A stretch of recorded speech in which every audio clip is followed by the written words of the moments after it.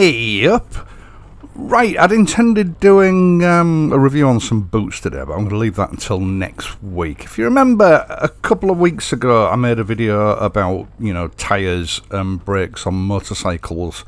Crucial components of any motor vehicle that technically are better now than they've ever been. Yet a lot of people seem to have issues with them.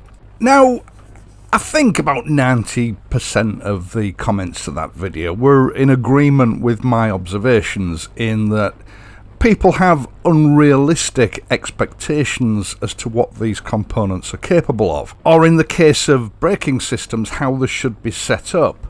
It has for a long time been my position on this sort of thing that a lot of riders, especially newer riders, seem to be lacking certain motorcycling skills. Things that I picked up as a young rider, and, judging by the comments, things that 90% of the other viewers picked up as a young rider. But there's still that sort of 10% that just don't get it.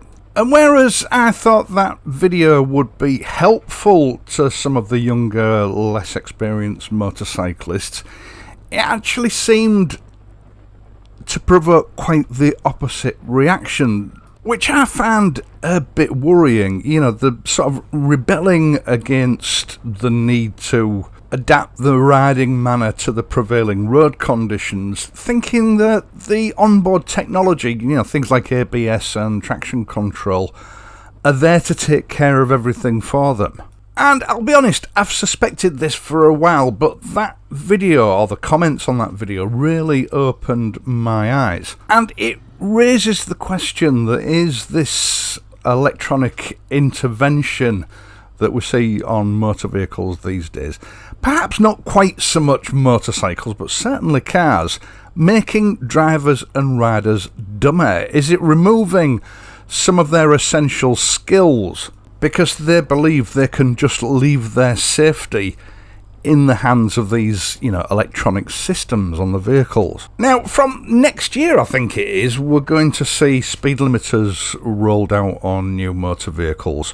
That is, unless something's changed, I'm not aware of it. Certainly, UK and Europe, we seem to be sort of sliding more and more into a nanny state where the government seem to think that they need to remove all responsibility from people and replace it with electronic aids.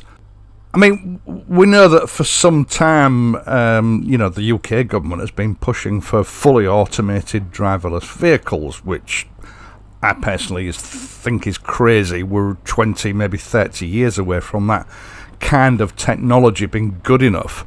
But an article was brought to my attention the other day that, the government is working towards a situation where in the future, not too distant future, vehicles will be remotely controlled by an operator, presumably at a joystick or something.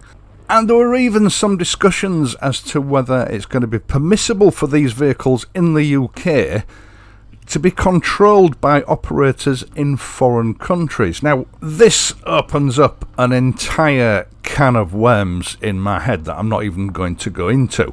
But it's quite clear that over the last decade or so, the government has been, inch by inch removing responsibilities from the driver, from the rider, in the name of safety. Now, the thing is, they don't really remove your responsibility. If something goes wrong, the law doesn't recognise that it was the fault of these systems. Ultimately, it always comes down to the driver or rider. But I think some drivers either have forgotten that or they don't realise it.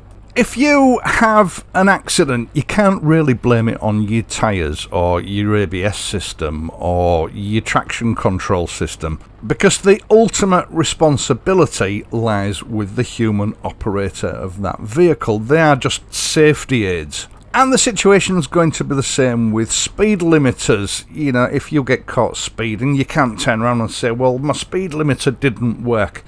And I'll tell you how likely that is going to be.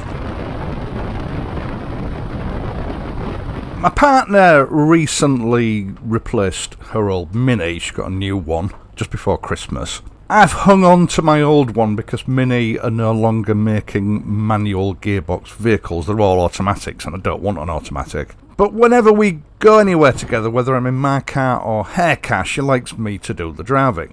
Now, one thing that I've discovered about her new car is it has a few electronic aids that mine doesn't have. Things like the automatic main beam dip on the headlamps. A useful feature, but it doesn't always work. Well, it doesn't always work fast enough. It's also got road sign recognition. I mean speed limit road sign recognition. Whenever it passes a speed limit sign, it reads it, and the actual speed limit sign will come up on your dashboard to let you know what the speed is for that section of road that you're on. Because as we all know, occasionally when you're in a sticky traffic situation, a complicated multi-lane roundabout or something like that, you're so busy trying to work out what lane you need to be in, what exit you need to be off, and then the speed limit sign is right on the exit of that roundabout, and sometimes you miss it, and then 50 or 100 yards down the road, you're scratching your head thinking, right, what's the speed limit for this section of road? Well, this system is supposed to take that guesswork away from you. Useful, admittedly, but it's also very flawed. Now, this is the precursor of the systems that we're going to see coming in for the speed limiters. This will be the mechanism that activates the speed limiter. But I soon learned driving her car, you can't trust it. If the speed limit sign is dirty or faded, it can't read it, so you can be in a 60 mile an hour zone, but it still thinks it's in a 30 mile an hour zone because it couldn't read the de-restriction sign. Sometimes you'll get behind a heavy goods vehicle that has a 50 mile per hour limit top speed, and it will have a speed limit sign on the back of it. So even though you're in a 70 mile an hour zone, it's telling you that it's a 50 mile an hour zone because it's reading that plate on the back of that vehicle. And then occasionally when you're driving on a de-restricted road, 60 miles an hour, there will be a turn off to your left or to your right, and the speed limit sign for that turn off is just at the wrong angle, and the cameras on the car will interpret that actually you've suddenly gone into a 30 mile an hour zone when you've done nothing of the sort. Now, our politicians seem to think that the answer to every societal problem is technology. They don't understand it. A lot of them are not even drivers, but that is their answer to every perceived problem on the road. Things like smart motorways, how has that worked out?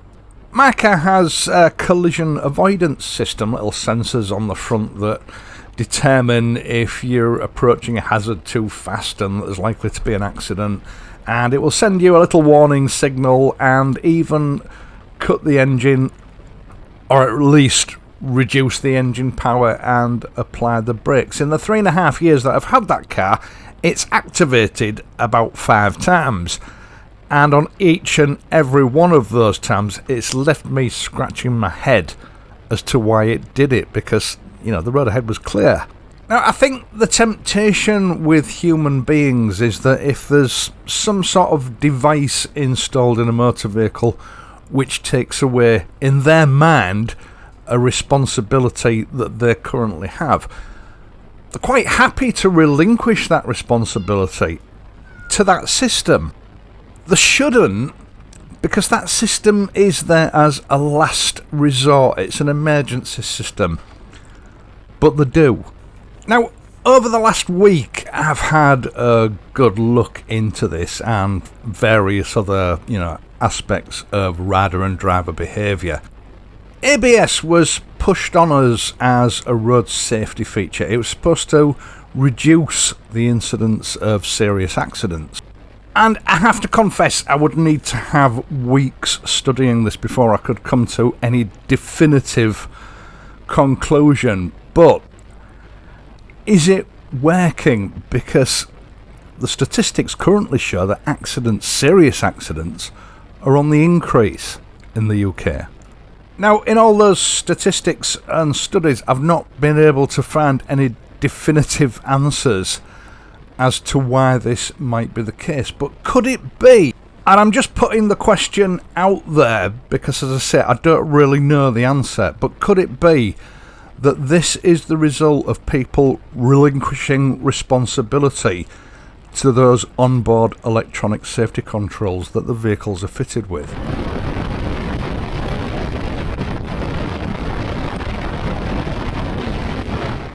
Now, reading some of those comments in that video a couple of weeks ago and comments in other videos in the past, I strongly suspect that this is at least a contributing factor. There are a lot of occasions where, I've gained the opinion from some of these people that they consider safety equipment to be a sort of invisible force field that surrounds them, which will keep them from harm. So they can be irresponsible, they can go too fast, they can leave the braking until it's too late. They can accelerate as hard as they like in wet or icy weather conditions, because this safety equipment will take care of any issues for them. So the failing to accumulate certain skills that we as younger riders that didn't have these safety systems had to learn. Now, for a start, we used to skid our bikes on purpose because it was fun. Now, that might be frowned upon as being irresponsible nowadays, but we learned how to control a motorcycle when it went into a skid, which I think is a valuable skill to have. Now, I've got nothing against any of these safety systems, especially ABS. It is a brilliant invention. But I worry that the law of unintended consequences has come into play here, in that rather than regarding these systems as a last-ditch emergency system, people have adopted the behaviour that these are just a run-of-the-mill riding aid to be exploited at every opportunity. And the thing is, these systems are not foolproof, so those people do run into problems, resulting in either an unpredictable, scary experience or an accident. ABS and traction controlled are designed to assist in that 0.1% of braking situations where things go wrong, and it gives you an additional chance to avoid an accident. They're not riding aids designed to be exploited at every opportunity. In the just over 4 decades that I've been riding, I've had 4 low-speed, low-impact accidents on a motorcycle. And I'm talking sort of crawling speed, under 20 miles an hour. In fact, on 3 of those occasions, well under 20 miles an hour, probably under 10 miles an hour. 2 were as a result of ice. 1 was as a result of diesel and a wet road on a roundabout. And the other occurred when I was in the inside lane. There was a taxi in the outside lane. He braked and indicated to turn right, but then as I started to pass him on the inside, he changed his mind and turned left. ABS and traction control would not have helped in any of those situations. Other than that, even though I've been riding motorcycles with both those systems fitted since about 2006, I've never known any of those systems to activate while I've been riding, because I've used appropriate judgment and skill to avoid a situation where they've needed to activate. Now, the other thing that comes up regularly is safety gear, armour jackets, the standard of the helmet that you're wearing, that kind of thing. And again, people seem to have very high expectations as to what these things are able to achieve. The standards for protective motorcycle gear sort of changed about 2 years ago. The manufacturers moved away from the European standard and adopted a more stringent standard intended to be permissible for use all over the world, because standards are different all over the world. Now, I know from reviewing various types of equipment over the years that a lot of viewers complain if a motorcycle jacket is over £150. And a lot of them won't even spend more than £100 on a helmet. So what they're getting is pretty basic, low specification protective equipment. Probably in most circumstances type B, or at best type A. Okay for a moped, but what you've got to remember is most of this equipment is rated for sub 20 mile an hour accidents. To spend a lot of money and go to triple A rated equipment, let's say you spent £5,000 on the best helmet you could find, triple A rated gloves, jacket and trousers, and the highest specification motorcycle boots available on the market. If you have an accident and you hit a lamppost at 30 or 40 miles an hour, you're dead or you're in a wheelchair for the rest of your life. That equipment can only do so much. If you're travelling at 30 miles an hour and you hit another vehicle head on that's also travelling at 30 miles an hour, you will be dead or you'll end up in a wheelchair. That equipment will not save you. Again, it can only do so much in certain circumstances. And then we have the high-vis vest. I used to ride with a guy years ago who always swore by having a high-vis vest on when he was riding. He'd always want to go in front, and he would always drive like a bit of a knob, to be honest. He had to overtake every single vehicle that presented itself in front of him, even if that vehicle was travelling at the maximum speed limit for that section of road. If the speed limit was 60 miles an hour, he had to be travelling at 70 or 75 miles an hour. If it was a 70 mile an hour limit, he would have to be doing 85. He would take risks and pull out in front of vehicles at junctions and roundabouts. To be honest, the guy was a complete nightmare to ride with, and eventually I stopped riding with him. But there was one occasion where for some reason he didn't have his high-vis vest on. And on that day it was the most pleasurable ride I'd ever taken with the guy because his riding behaviour changed completely. You see, when he had his high-vis vest on, he was relinquishing his responsibilities to every other road users. I'm wearing high-vis, you should be able to see me, so it's your responsibility not to hit me. That's clearly how he thought.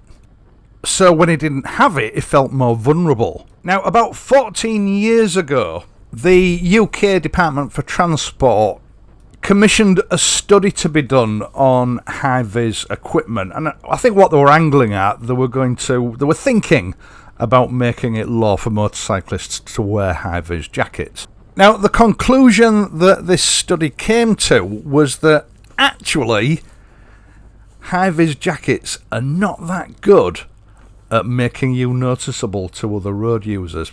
It helps in some situations, but it doesn't help in others. In fact, the conclusion they gave in the end was that you were just as likely to be seen wearing a black motorcycle jacket than if you were wearing a fluorescent high-vis jacket. Now, I think part of the reason for this is that we've sort of become high-vis blind. It's overused. Now, looking back to the sort of 1980s when this stuff first sort of started to appear, emergency services really were the only sort of personnel that used to wear it. And, it stood out. You noticed it. It was unusual. But these days, it's overused. Everybody wears it. It's not just the emergency services. Postal workers wear it. Builders and road maintenance workers wear it. Cyclists wear it. Motorcyclists wear it. Joggers and walkers wear it. Even some dogs are made to wear it. And it no longer has the psychological impact when you see it that it used to have 40 years ago. The human brain is so used to encountering high-vis colours that it tends to just ignore it. Don't count on it to get you noticed and save your life. Now, I'm not saying that, motorcycle clothing, armoured motorcycle clothing isn't relevant. Yes, buy the best you can afford. Every little helps. I'm not saying that ABS and traction control are no good.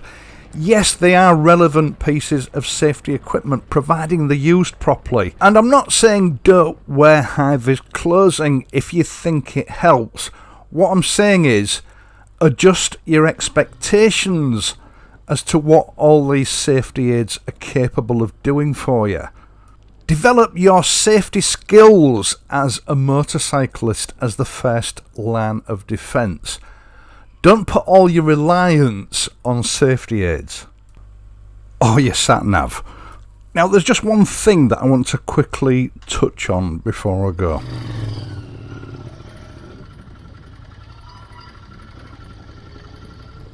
Over the last year of running this channel, and it's intruded on this subject that I've spoken about today as well, is youngsters thinking that they know everything. They've had a licence for 2 or 3 years and they know all there is to know about motorcycling.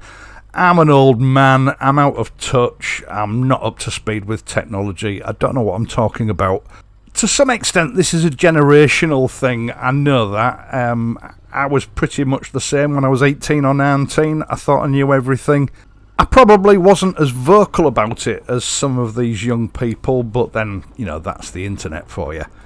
And there's no doubt about it, a lot of young people think that they're far more superior in experience and intellect than us old hands are. But there's something I came across whilst I was sort of researching for this video. Don't shoot the messenger. But since the 1980s, there have been some studies, international studies done, every decade testing the IQ of 18 to 19-year-olds. And since the 1980s, those studies have shown that the IQ in 18 to 19-year-olds is dropping by 3 points every 10 years. Now, at the beginning of the 1900s, what was known as the Flynn effect was observed, whereby each decade IQ was increasing by 3 points per decade. And then in the 1970s, it plateaued. And then since the 1980s, as I've said, every 10 years, the IQ of the 18 to 19-year-old age group is dropping by 3 points every 10 years. Just to put that into perspective, that's a drop of 12 IQ points in 40 years. The difference between what is considered to be an average IQ and mental deficiency is only 10 IQ points. Now, I'm not including this as a rebuke to young people, but the scientists are scratching their heads as to why, IQ basically is reversing. I mean, there was one study published in 2015 that suggested the opposite, that it was increasing, or continuing to increase by, 3 IQ points a decade, but that was debunked. There's a lot more work to be done before they fully understand it, but one of the reasons mooted, one of the suggestions as to why this may be, is that it corresponds with an acceleration in technology. The result being that they don't have to do as much critical thinking as they did 4 decades ago. And that's resulting in a stunting, if you like, of cognitive development through an over-reliance on technology. If that's true, it boils down to the same thing, the relinquishing responsibilities to technology, which is having an impact on cognitive development. It's the same thing that I've been talking about all the way through this video. It's worth some consideration.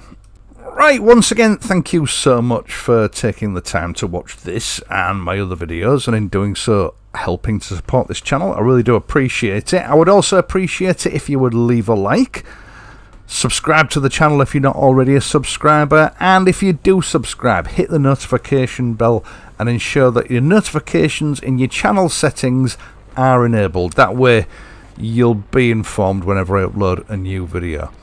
I will of course be back next week, so until then, please ride safely and I'll see you soon.